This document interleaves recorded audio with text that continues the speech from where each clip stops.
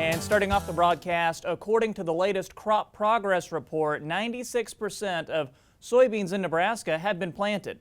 So yeah, we're getting there. However, for those who haven't planted or have poor stands that need replanting, there are some strategies to consider.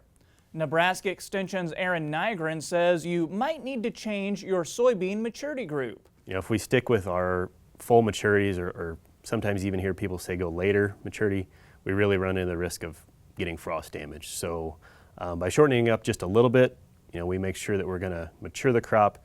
We don't want to go so short though that we're going to give up a lot of yield potential, because that's our big challenge now. Is yield potential is definitely reduced with this late of planting. Aaron also recommends narrower row spacing to allow for as much sunlight as possible.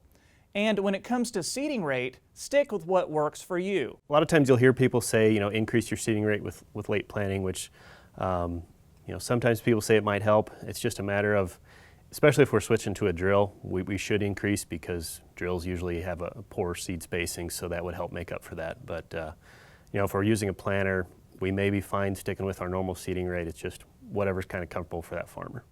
And if you've already planted and your soil has a high clay content, you might be seeing soil crusting. That has the potential to damage an emerging plant. For most of the state, we do have a lot of irrigation. The easiest way is turn the center pivot on. If we run some water, that's going to help. Otherwise, if you're not irrigated, then they're down to, sometimes you'll hear people try a rotary hoe, even running the planter shallow right across. Or the last thing is just hope for a rain. That's the easiest way to fix it. Soybeans also, they can break one cotyledon off and it really doesn't seem to harm yield at all.